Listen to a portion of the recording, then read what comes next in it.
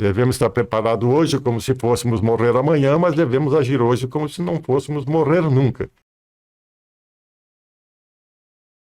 Olá, seja muito bem-vindo ao podcast Sucesso na Jornada, Conversas que Inspiram.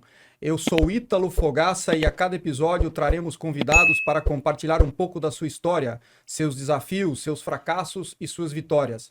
Hoje temos a honra de receber seu Genésio Antônio Mendes, o criador e fundador da GAN Distribuidora e também idealizador e construtor do Farol Shopping em Tubarão, Santa Catarina. Seu Genésio, seja muito bem-vindo. Muito obrigado, Ítalo, pelo convite. Estou aqui, quero te dizer que você é o terceiro Ítalo que eu conheci na minha vida. Nós tínhamos aqui em Tubarão o doutor Ítalo de Pata, cardiologista. Eu tinha um amigo aqui que era Ítalo Piava, que trabalhou muitos anos na empresa Santo Anjo. Pessoas que, como você, fizeram a diferença na vida de muita gente aqui. Muito obrigado pelo convite. Eu que tenho a honra de receber o senhor. Antes de darmos início ao nosso próximo episódio, eu gostaria de agradecer aos nossos patrocinadores, a Incor, com a sua linha completa de argamassas e tintas impermeabilizantes e aditivos para construção, também o BIT Peças e Tintas para Automóveis. Você que tem uma oficina de reparo de automóveis ou uma transportadora, o BIT Peças e Tintas tem a linha completa de peças com os melhores preços para você. E também a Lacitar Alta Movelaria. Você que precisa de móveis planejados sob medida, conte com a Lacitar, que temos móveis de excelente qualidade com pontualidade. Seu Genésio, antes da gente iniciar aqui a nossa sabatina, para poder aí extrair tudo que o senhor tem de experiência da sua vida, da sua trajetória, eu gostaria de deixar uns presentes que eu separei para o senhor, são 3 na verdade. O primeiro é o livro de um grande amigo, o Zaga da Incor, que tem uma história de empreendedorismo também fantástica e lançou essa biografia do chinelo ao sucesso. Eu quero entregar para o senhor, ele pediu para me dar para pessoas especiais, o senhor com certeza merece. O segundo são os 2 livros que eu escrevi sobre o vício em tecnologia, que na minha opinião é algo que está afetando muito negativamente a nossa sociedade nos dias atuais. Então, deixo de presente com o senhor. E o terceiro é uma surpresa, aí o senhor vai ter que abrir aqui para a gente poder ver o que é.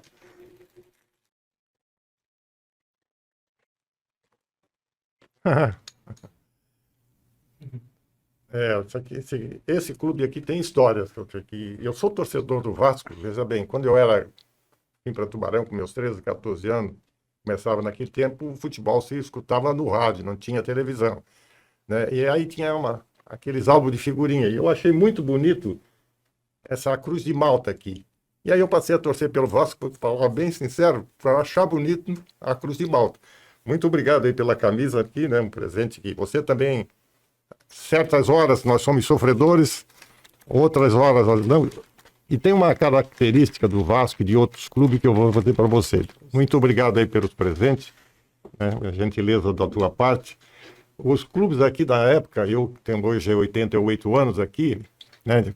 Muito por isso aqui, eu acho interessante. Vamos supor, o primeiro que eu vi, por exemplo, que era mesmo o melhor clube que a gente podia ver aqui, era o Botafogo do Rio de Janeiro.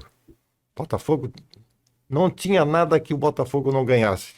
Tinha lá o Gerson, tinha o Didi, tinha o Garrincha, tinha o Jairzinho, mas era uma máquina. O Manga era o goleiro, né? Depois era o Santos. Santos com Pelé também, tudo que era título, ganhava tudo, o Santo Pelé. Em 1950, veja bem, eu tinha 13 anos, em 1950. O Vasco, 7 jogadores do Vasco para a Copa do Mundo, que perderam de 1-0, 2-1 para o Uruguai no final ali, em Maracanã.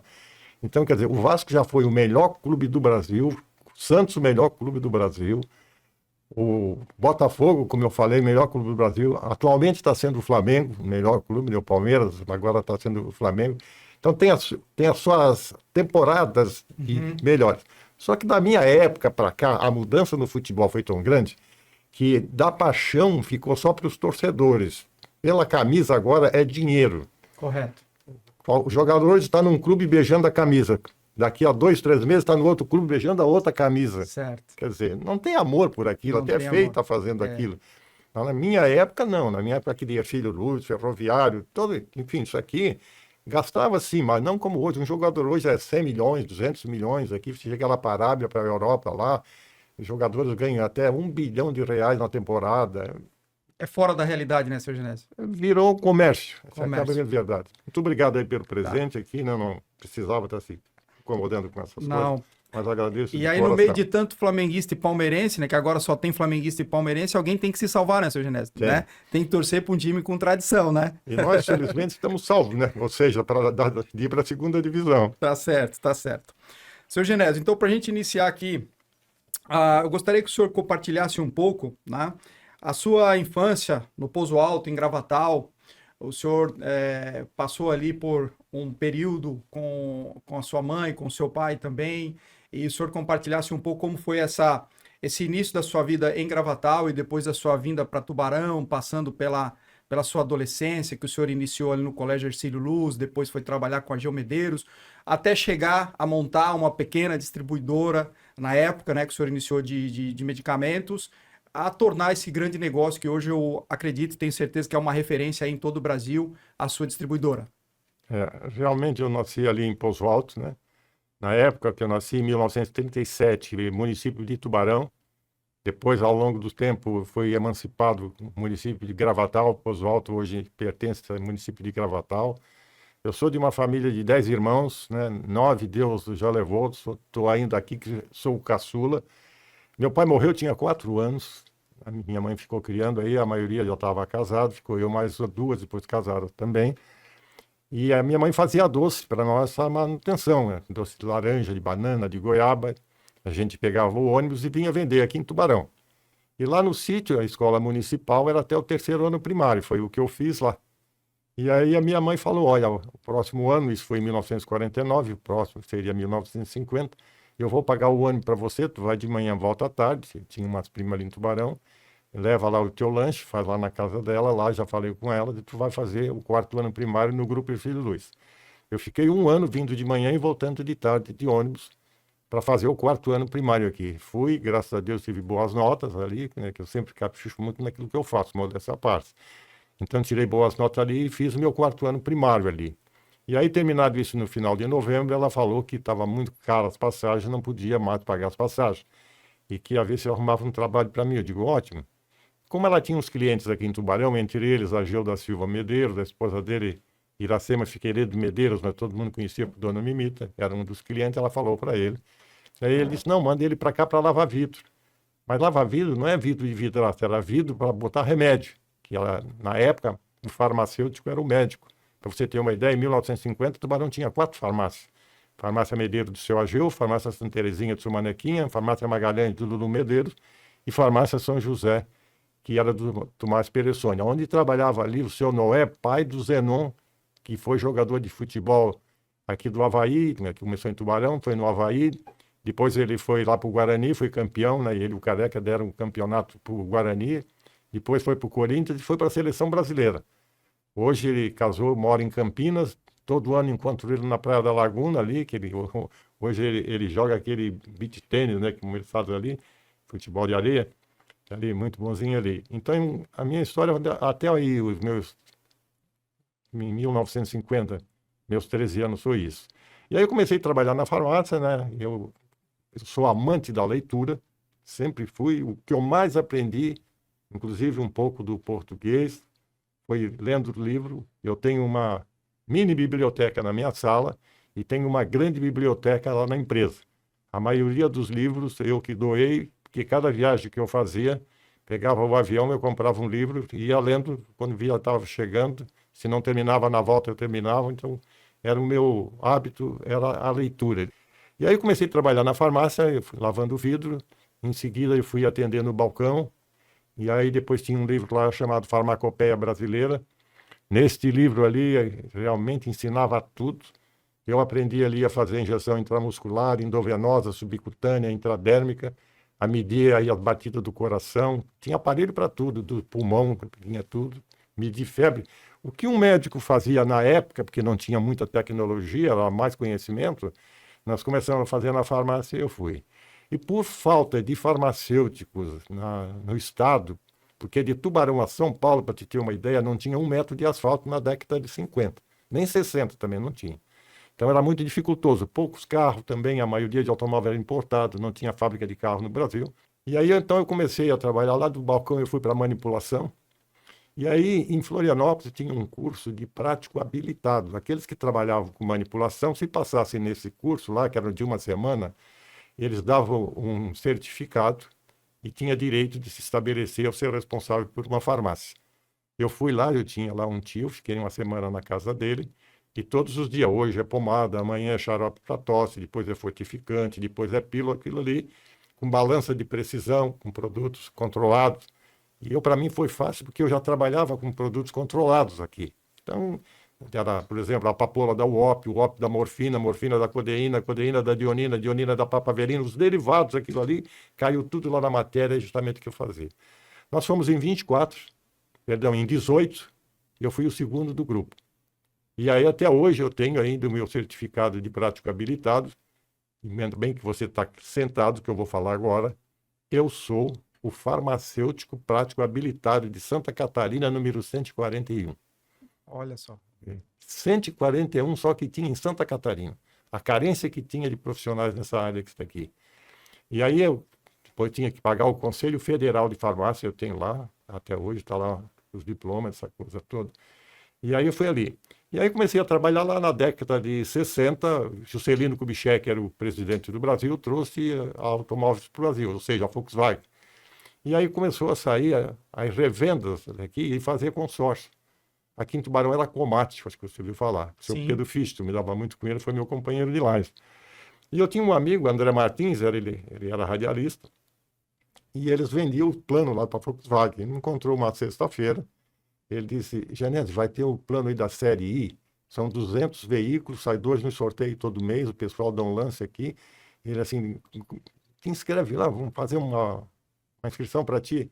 Aí eu perguntei quanto é que era a mensalidade, ele falou, eu fiz os cálculos, ganhava lá 3 salários na farmácia, já era casado, tinha 3 filhos pequenos, mas aquela história, até hoje quem não tem carro tem vontade de ter, você imagina naquela época aí, né? E aí digo, tá, então marca um lá para mim, dei um cheque para ele já da entrada, numa sexta-feira. Quando foi num sábado lá, 200 bolinhas, tocaram lá e viram, ele nem sabia. A primeira que saiu, ele colocou o número 5, foi a minha bolinha. Eu ganhei um carro. E aí o que acontece? Em vez de ser uma solução, para mim foi um problema. Eu não estava preparado para ter o carro naquela época. Aí eu cheguei segunda-feira na farmácia e o meu patrão falou, tirasse o carro lá no sorteio, tirei. O que tu vai fazer? Eu digo, eu vou vender o carro. Mas tu não tirou o carro? Tirei, eu disse para ele. Eu digo, mas olha, eu disse para ele, as coisas não são bem assim. Nós temos que ter um pouco mais de cuidado. Eu sempre fui assim, o senhor sabe que eu não posso manter o carro. Vaidade tem um preço. Eu digo, eu não posso pagar por isso aqui. Eu não era para agora, mas eu vou vender o carro. Vendi um carro, botei no banco e comecei a pensar o que é que eu sei fazer. O que eu sei fazer é vender remédio. E aí falei para o meu patrão, eu vou registrar uma empresa e nas minhas horas vagas eu vou vender remédio. Sabia o que é que saía, o que é que as farmácias precisavam, o tempo que levava para chegar aqui, eu com aquilo à disposição, eu sabia que era fácil de vender. E aí comprei um lote, o primeiro foi da Bayer, um produto chamado Uvilon. Esse produto era para vermes. Você não imagina o que se vendia na época de produtos para vermes. Hoje quase não existe mais. E aí, dentro de um mês, eu comprei 500 litros, veio 700, 200 era a bonificação, que era o lucro. Eu vendi esses 700, dentro de 30 dias vendi tudo, recebi e não precisou nem eu mexer no dinheiro que estava lá no banco. E aí o viajante passou a conversa para outro viajante da Rex, olha, o empregado do Ageu, está comprando no atacado e pagando com desconto. Ele foi lá e eu comprei no Valgino Comprimido, Gotas. Esse falou para Sidney Ruiz, que era outro laboratório. Eu comprei Sorrisal, Saldiano, pílula de vida, leite de magnésio. O negócio começou a subir, eu cheguei com o meu patrão e falei, digo, olha, não posso conciliar mais meu trabalho com o trabalho aqui na empresa, não quero prejudicar. Continuei no meu horário lá, fazendo todo o meu trabalho. Ele disse, eu falei para a Mimita, que era a esposa dele, que tu não ia ficar muito tempo comigo. Ele assim, porque tu é muito organizado, e eu tinha certeza que teu negócio ia dar certo. Mas eu não vou ficar sem ti na farmácia. Eu digo, tu não precisa mais da farmácia. Vende a farmácia, monta um escritório e vai cuidar do que eu faço para ti, que ele tinha muitas salas locadas, apartamentos. Como tem hoje ali na Galeria Pio 12, aquilo ali foi construído na época que eu trabalhava com ele. A esquina onde tem a Perfumaria Santo Ângelo, aquilo tudo ali era dele. E eu que cuidava daquilo. Ensinei um cidadão que trabalhava na casa dele, chamado Daniel Ribeiro, que chamava de Nela, até jogava comigo no Brasil na mais esquerda. é um camarada muito bom, ele foi fazer esse trabalho, montei o escritório que ele pediu, ele vendeu a farmácia e foi para lá. E eu aí coloquei uma sala dele na Galeria Pio XII, comecei a colocar a pessoa para tirar nota fiscal, porque eu trabalhava sozinha, já tirava nota. Coloquei viajante para ir para Laguna, para Criciúma e tal. Resumindo a história, isso aí começou em 1º de abril de 1968, fazendo 57 anos e meio por aí agora, dia 1º de dezembro. Eu agradeço a Deus porque hoje nós temos aqui, estamos entre as 4 maiores distribuidoras de medicamentos do Brasil. Nós temos aqui em Tubarão um centro de administração, ali na margem esquerda. Temos nosso centro de distribuição lá atrás do shopping. Temos um centro de distribuição em Santa Cruz do Sul, que é praticamente o centro do Rio Grande do Sul. Temos um outro em São José dos Pinhais, no Paraná. Estamos terminando um grande, vai começar a operar agora em janeiro, fica próximo de Brasília, um lugarzinho lá chamado São Bambaia, que a gente escolheu em função de é fácil de a gente adquirir pessoas para trabalhar, e também fica próximo de rodovia, porque a gente vai fazer ali Goiás, Tocantins, vai fazer Belo Horizonte. E nós trabalhamos, e tem outro também em Serra, no Espírito Santo. Esses 2 que nós tínhamos até então, e agora esse outro está ficando igual esse daqui, era para atender hospitais, porque nós atendemos farmácias e hospitais. Nós atendemos as farmácias, os hospitais desde a Bahia para baixo, incluindo Rio de Janeiro, São Paulo, Albert Einstein, Sírio-Libanês, Rede Dora, Rede Unimed, todas essas redes nós fornecemos para eles a nível Brasil, para você ver. E para te encerrar essa parte, eu tenho mais de 1.000 pessoas trabalhando comigo na distribuidora. E agradeço a Deus por tudo isso. Seu Genésio, muito obrigado por compartilhar essa etapa da sua vida. Eu quero fazer aqui uma menção ao seu livro, a sua biografia, Genésio Antônio Mendes, A Razão de Tudo. Está aqui, é um livro fantástico, eu pude ler de capa a capa. E tem uma parte aqui do livro, seu Genésio, que me chamou bastante a atenção, que é um relato da sua irmã, né, a Cecília, que ela conta que seu pai faleceu quando o senhor tinha 4 anos, e que o senhor, muito pequeno, o senhor ia acho que na cacunda aqui do seu pai, apanhar laranja. Ela fala que tinha uns pés de laranja lá muito bonitos na propriedade de vocês, ali no Pouso Alto. E aí, quando o seu pai levava o senhor, ele falava para o senhor: Genésio, pega a mais alta laranja, a mais bonita. E o senhor se esticava todo e ele também ajudava, e o senhor, de um jeito ou de outro, conseguia pegar aquela laranja mais bonita lá no alto do pé. O senhor lembra disso? Eu lembro aqui, eu tenho pouca lembrança do meu pai, porque eu era muito novo, 4 anos, mas essa cena eu me lembro. É o seguinte: nós morávamos no interior, como você sabe, ali em Pouso Alto.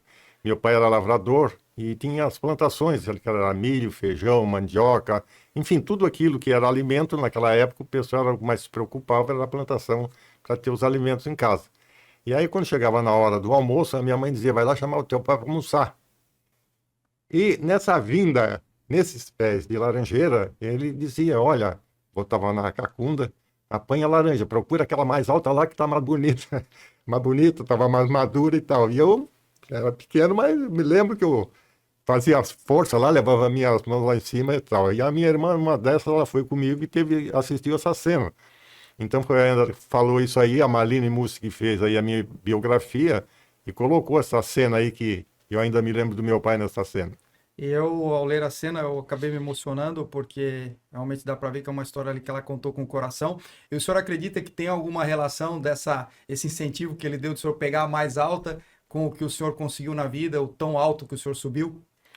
Ítalo, veja bem, o Orlando já viu eu falar isso várias vezes e presenciou isso. Eu sempre fui, e agradeço a Deus, uma pessoa muito positiva. Eu costumo dizer que essa palavra não deveria ser banida do dicionário. Tudo que a cabeça do ser humano pensa que ele quer, ele faz. Jamais imaginávamos que algum dia alguém ia chegar na Lua.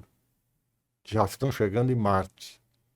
Quem é que ia dizer que você mandar um automóvel, uma cortina, uma televisão, uma janela, você falar e alguém abrir e fechar essa janela, que é a Alexa, que é a Mercedes, o carro que eu tenho, abre, liga o ar-condicionado, bota em 22 graus.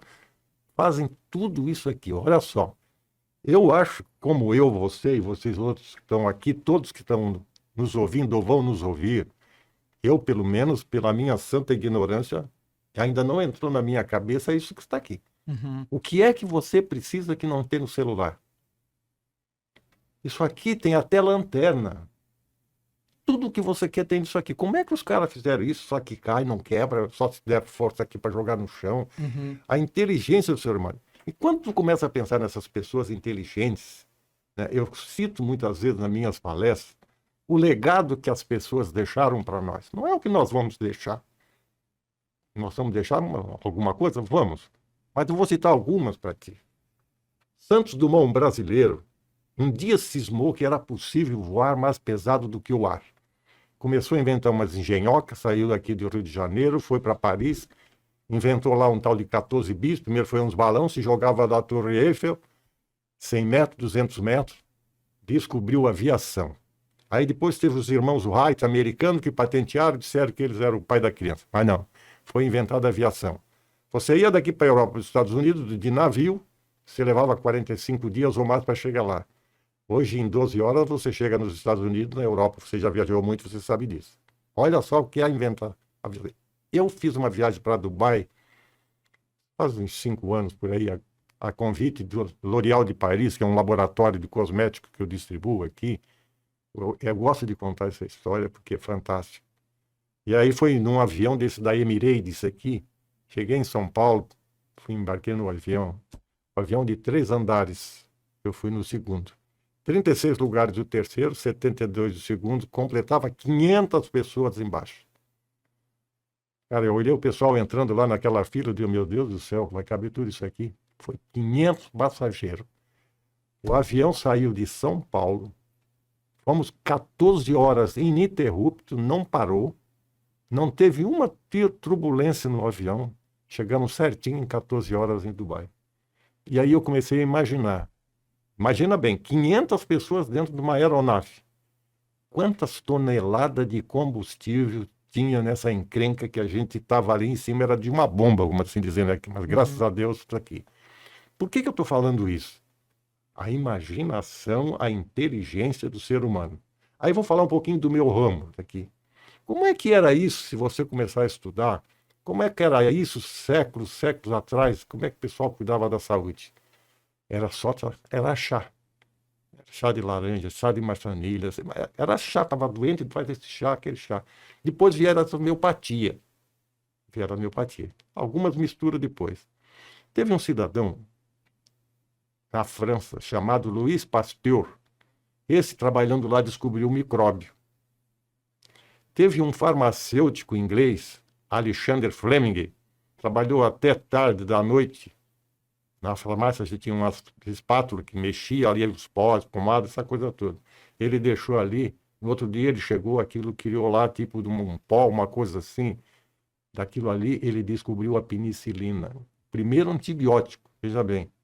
E dali veio tetraciclina, clorafenicol, mefoxina. Hoje tem centenas de antibióticos. Estou falando desses camaradas para você ver. Vamos falar do telefone, por exemplo. O camarada pega um fio aqui, bola outro lá, vai lá, vamos escutar, vamos falar aqui. Conseguiram mal e porcamente, conseguiram falar.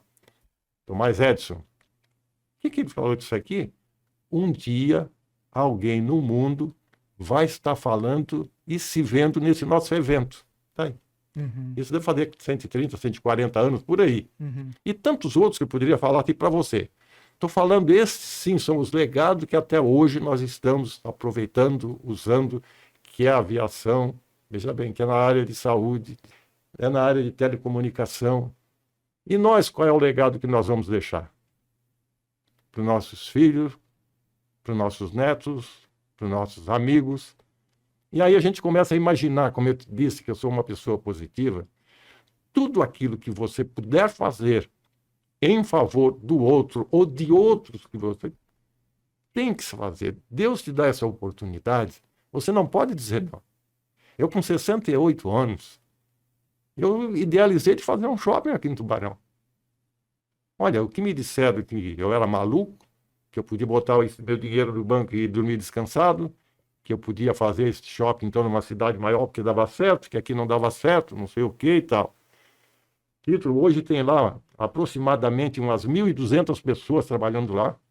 Passa por lá aproximadamente 400 mil pessoas por mês. E, mais uma vez, eu agradeço a Deus, porque um dia alguém confiou um trabalho para mim na farmácia, que foi a Ageu da Silva Medeiros, e hoje Deus me dá a oportunidade de mais de 1.000 pessoas estar trabalhando comigo na distribuidora, e mais de 1.000, que a maioria são dos lojistas, mas mais de 1.000 pessoas trabalhando lá no shopping. Então, quando você bota o lado positivo de fazer as coisas, não adianta o que você faz. Eu recebi aí, de vez em quando, tenho lá um advogado que até trabalhou comigo muito tempo na empresa, se formou por lá, chama-se Guilherme Zumbri, que eu acho que você conhece. Conheço. É. Doutor Guilherme. Neto, você tem que fazer uma fundação para deixar o teu legado. A minha esposa também falava, pô, tu ajuda tanta gente, tem que fazer uma... Tá. Até que eu aceitei e foi feito o Instituto IGAN de Genética. Faz 5 anos, 2 anos ele não funcionou por causa da pandemia, 2000 e 2001. Faz 3 anos a minha esposa trabalha lá com mais 4 pessoas lá e tal, atendendo as organizações sociais. Olha, cara, anualmente fazia um balanço lá para o conselho da empresa, porque eu liberei lá para eles um percentual sobre o lucro líquido, tanto da empresa como do shopping, para o instituto, para ele ter vida própria. Hoje tem várias empresas também, que é um salário por mês, tá? Ajuda também lá, que eu costumo dizer, se você não pode fazer, mas tem alguém que faz em benefício das pessoas, vamos ajudar quem faz. É isso aqui, o instituto está tendo isso aqui. Atendendo toda a região da Murel. Cara, é milhares de gente. Tu pega aí a Pai, Asilo dos Velhinhos, Convento, de Ângeles. Tem, olha, de Braço do Norte, Jaguaruna, toda essa região aqui está lá. Eles vão lá, ajudam, ensinam a fazer projeto. E são centenas. Chega, por exemplo, ali na Convento, parece que tem umas 300 pessoas ali. Tem 5 daqueles que se sobressaíram, a GAN está pagando, eles foram para o Colégio Coração Feliz, onde meus netos estão estudando lá. Inclusive um deles, gurizada inteligente, um deles já está fazendo estágio lá na GAN, isso aqui. Essas crianças precisam de alguém que também dê a oportunidade. Nós não pedimos para nascer, nós não, muito menos escolhemos os nossos pais. Então é aquela história. Se eu nasci como eles, de família humilde, e que tive a oportunidade de crescer, por que eu não vou ajudar? Se eu só sabia como é que é aquilo ali, como é passar por aquilo, essa oportunidade. Então é aquilo que eu falo para você, da laranja que meu pai dizia apanha mais alta, não pensava nisso, era 4 anos, mas quem sabe se foi um princípio, uma sementinha para plantada. pensar grande, para fazer coisas boas, fazer coisas que realmente a população pudesse usufruir. E para encerrar mais essa parte, eu quero te dizer que enquanto Deus me der vida e saúde, não vou parar de fazer. Que bom, muito bom ouvir isso. Pegando um gancho aqui no que o senhor falou, e eu acredito muito nesse princípio que quando a gente ajuda, o bem volta para a gente. Tem uma história que o senhor colocou aqui do Alexander Fleming, né, que inventou a penicilina, que fala que quando era pequeno, o Winston Churchill, que se tornou primeiro-ministro inglês, né, ele estava numa fazenda lá no interior da Inglaterra e daí ele estava se afogando. E o Fleming, também garoto, viu, pulou na água e salvou o Churchill. Aí, depois de um tempo, o Fleming, ele era de origem humilde e o Churchill, ele financiou os estudos. E não sei se o senhor sabe dessa história. Então, e aí depois ele com a penicilina pôde salvar o Churchill. Então, é aquilo que o senhor falou, o bem acaba voltando para a gente. Qual o papel do senhor Ageu Medeiros na sua vida? O que ele representou para o senhor? Olha, a primeira pessoa na minha vida foi a minha mãe. A minha mãe me ensinou tudo o que uma criança deveria ouvir de todos os pais, de todas as mães. Ela me ensinou para mim ir para o lado certo, para o lado bom.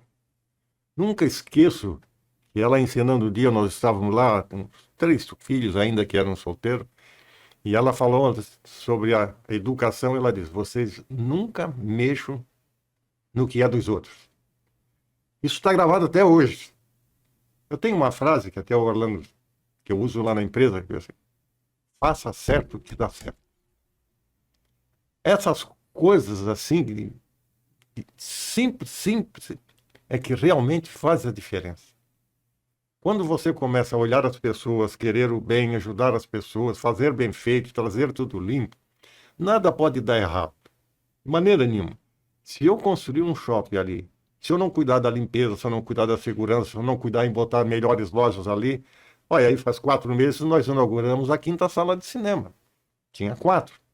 Mas inauguramos uma sala ali que eles chamam de Gold, para não dizer VIP, para 72 lugares, reclinável, você pode assistir filme deitado. Mas por que isso? Porque se tem em outros lugares, por que o Tubarão não pode usufruir da mesma forma? Se eu posso fazer coisas que vejam lá fora, que é bom pessoal lá fora, que se eu puder fazer para isso daqui, eu vou fazer. Nós temos ali um centro de eventos que, na realidade, a cobertura não é nossa, lá do hangar. Temos um contrato até o próximo mês. Eu já estou com um projeto pronto no próximo ano. Eu estou com 88 anos. Veja bem, quando eu falei com 68, eu construí o shopping. Com 88, eu vou construir agora um centro de eventos.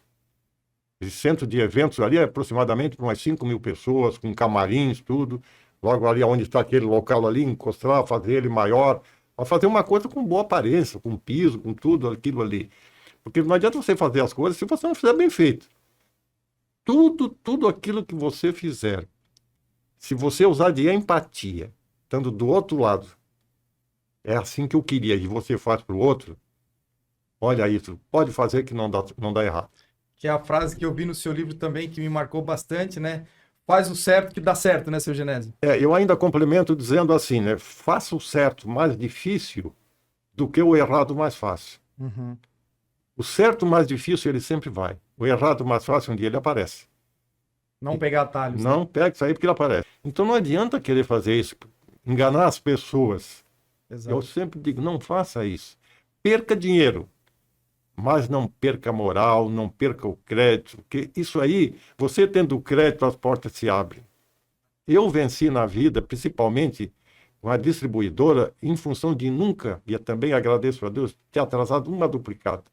O Orlando trabalhou comigo 30 anos. Uhum. Todo dia 5 é pagamento do nosso funcionário. Mas se cair num domingo ou no sábado, é na sexta-feira.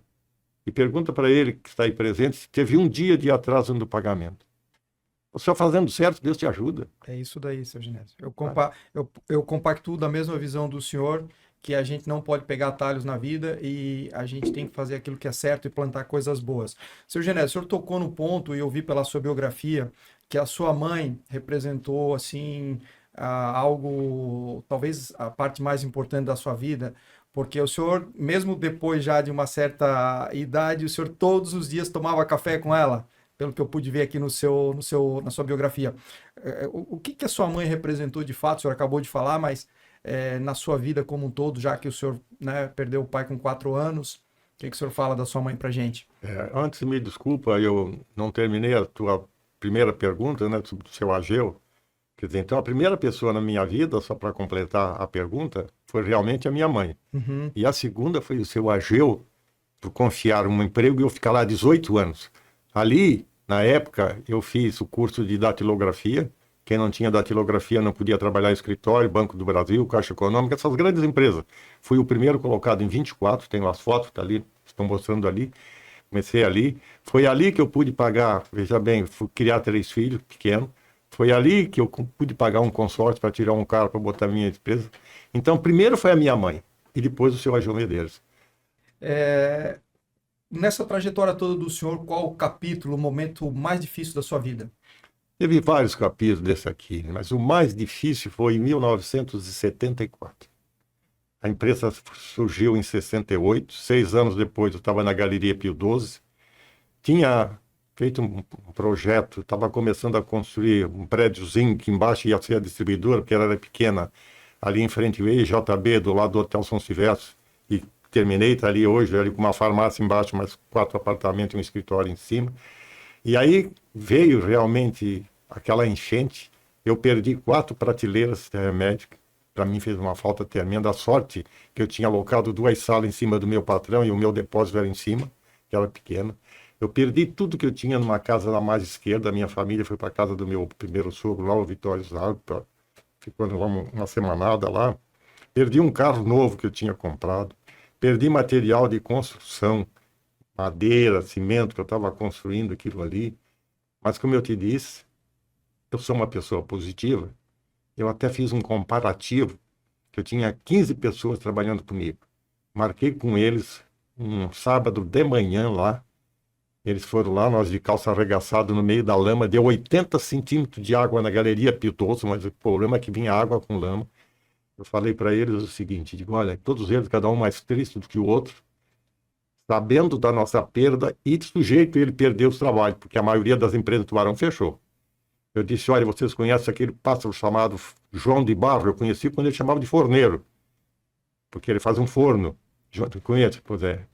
Aquele pássaro, para mim, é o pássaro que faz o ninho, para mim, sensacional. A inteligência. Ele traz o barrinho no bico, vai fazendo, ele faz tipo de uma cachopa e ainda faz a boca do ninho sabendo que vai dar menos vento naquela temporada que ele vai criar os filhos. Pois a molecada vai lá e derruba. Você sabe o que é que esse pássaro faz? Ele pega um poste em outro lugar, ele vai lá e faz um ninho e cria. Ele não para. E nós temos que fazer a mesma coisa. Eu digo, vamos arregaçar as calças, limpar tudo isso aqui, jogar fora aí que a prefeitura vem buscar. Vamos lavar isso hoje e amanhã, que é sábado e domingo, vou trazer o remédio lá de cima. Segunda-feira, instruir eles para falar para os clientes o que aconteceu, como é que era o nosso remédio, que era tudo novo que veio lá de cima, e pedir que eles dessem uma força para nós. Ítalo, se eu vendia 10 naquela temporada, não é diferente do que aconteceu no Rio Grande do Sul, que as pessoas ficam com pena e vão ajudar. Meus clientes naquela época me passaram a comprar 100. E passado aí uns 30 dias eu recomecei a obra.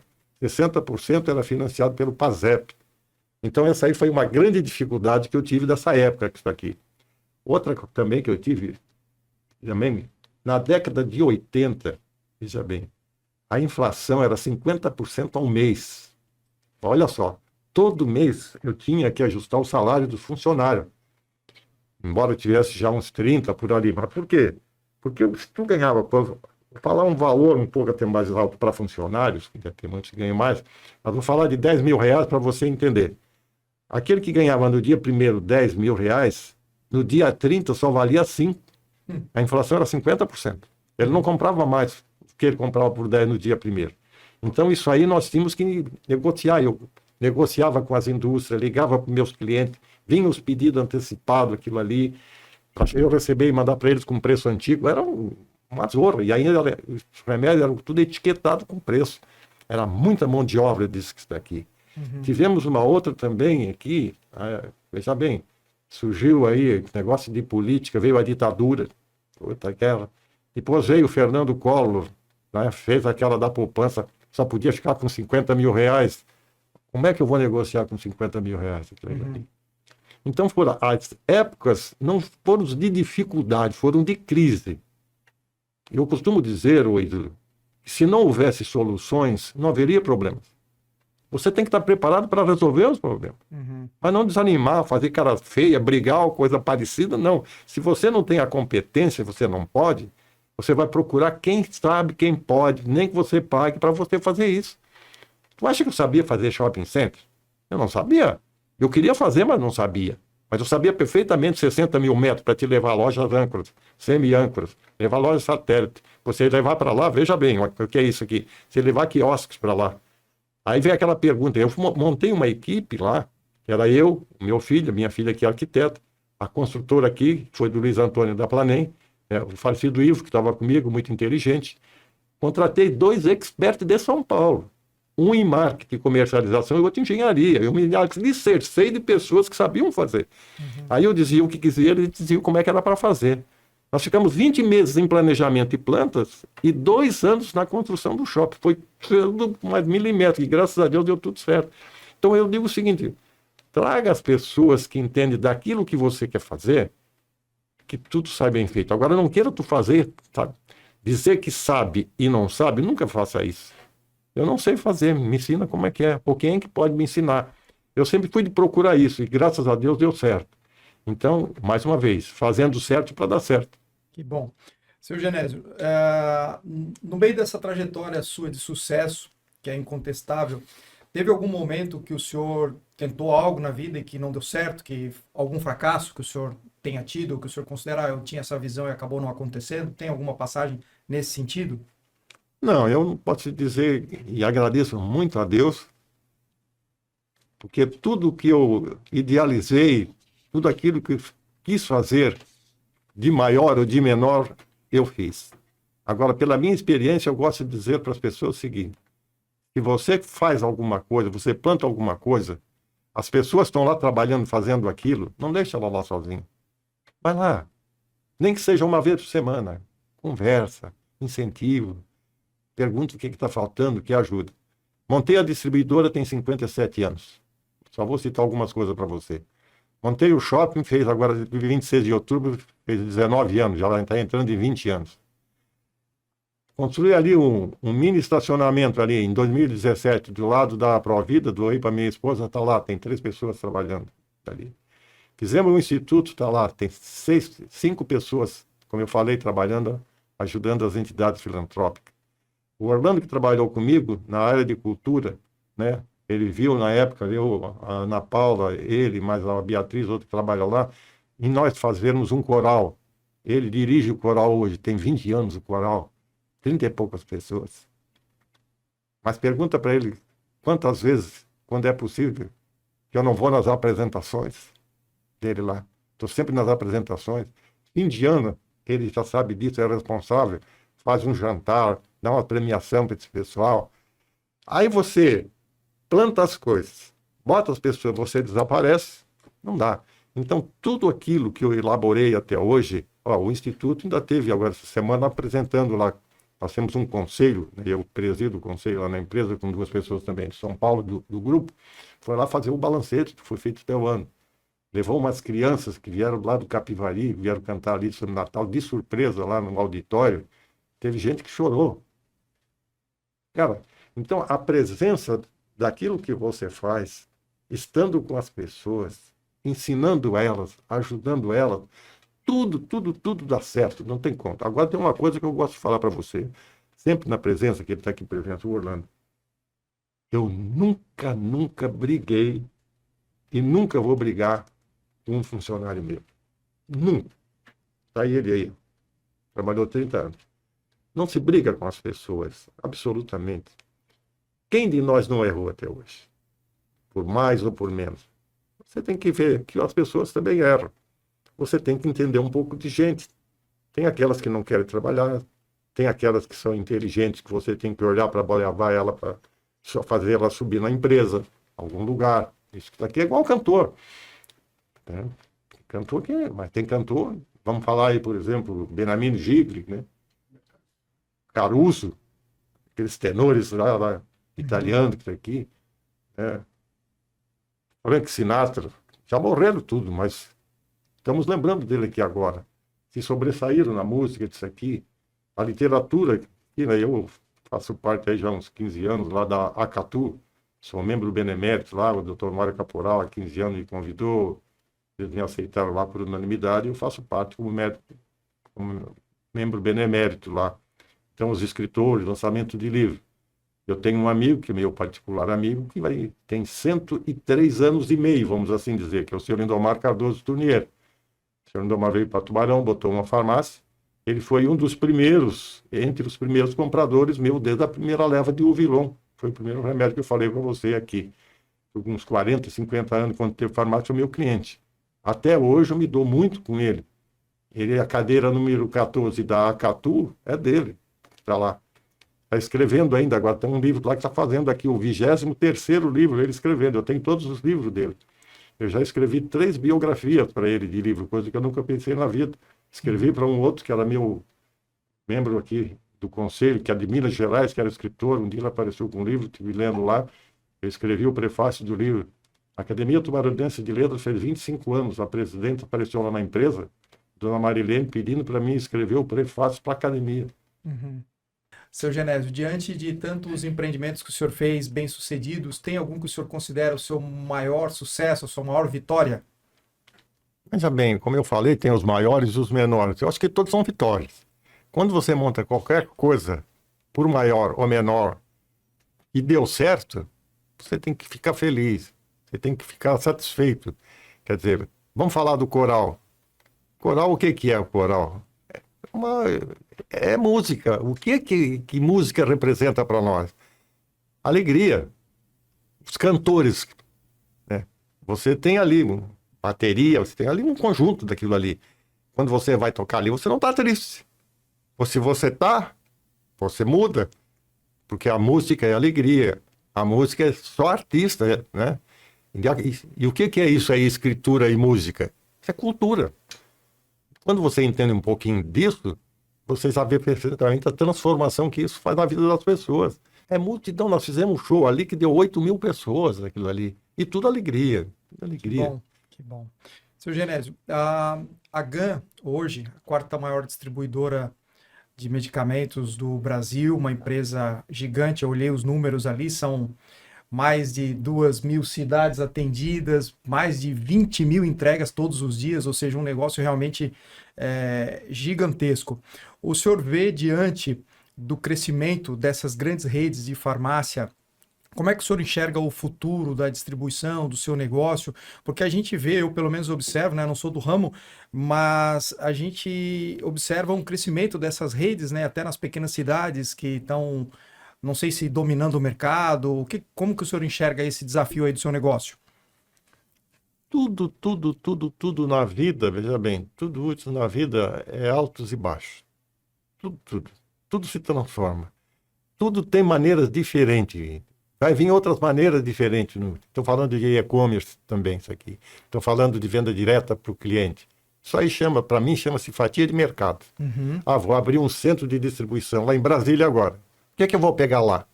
É claro que já tem distribuidora por lá, já tem farmácia, já tem hospital, já tem tudo. Mas eu vou para lá com uma prestação de serviço que eu vou pegar fatia de mercado.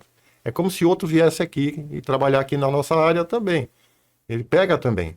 Nessa área aqui de transformação, porque tem o quê? Tem farmácias independentes, que são essas que estão diminuindo. Tem redes de farmácias, né, como a rede catarinense que nós temos lá, aqui de Santa Catarina, e outras tantas redes. E tem o associativismo, que são farmácias independentes e que entram numa bandeira, que eles chamam lá, aquelas farmácias com aquele nome ali, que não são redes, são associativismo. Tudo se transforma. Todos eles têm a sua fatia de mercado.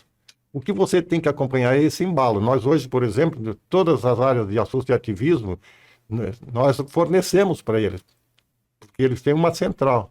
Essa central compra, junto com a indústria a gente consegue melhores negócios, a gente repassa um percentual para eles, para a sobrevivência, que também não é pouco. E lá na farmácia, eles ensinam a farmácia na direção de venda, de margem, para que a farmácia não esteja fechando, tudo isso. Tem rede aí, por exemplo, lá no Rio Grande do Sul tem uma rede ali de 1.000 farmácias que nós é que atendemos pelo Centro de Distribuição de Santa Cruz do Sul. Isso tem no Brasil inteiro. Tem São Paulo é o coração, como diz o outro. E a gente faz parte desse associativismo, que é o maior do Brasil hoje, é o associativismo. E isso não para. Realmente, as farmácias independentes, que antes só existia independente desde o tempo que eu trabalhava, como eu te falei, que Tubarão só tinha 4, aqui, né, isso vem se transformando, vem se diminuindo. Maioria por gestão. Está uma época, tudo na vida, tudo que é área, eu costumo dizer que é cíclico. Hoje está, é igual um time de futebol, como a gente falou. Está lá, daqui um pouco, você que jogou e joga ainda futebol, tu já sabe. Então, o time está lá em cima, daqui um pouco está cá embaixo. Aí é o outro que está lá em cima, que está aqui embaixo. O que você tem que estar preparado é para isso. Você sabe que isso vai acontecer. Perfeito. Né? Outra coisa só para encerrar. Lá também na empresa, nas minhas áreas todas, eu falo para o pessoal o seguinte. Tudo que está ruim tem que mudar. E tudo que está bom tem que melhorar. Você não pode deixar achando que está bom. Não. Tem que melhorar o que está bom. Porque tudo se transforma. Eu criei lá, veja bem, os nossos valores aí há 57 anos, os 5 dedos da mão, que é trabalho, honestidade, organização, criatividade e persistência. Essa criatividade é que faz isso, tá bom, foi criado, tá bom. Não, mas nós temos que melhorar.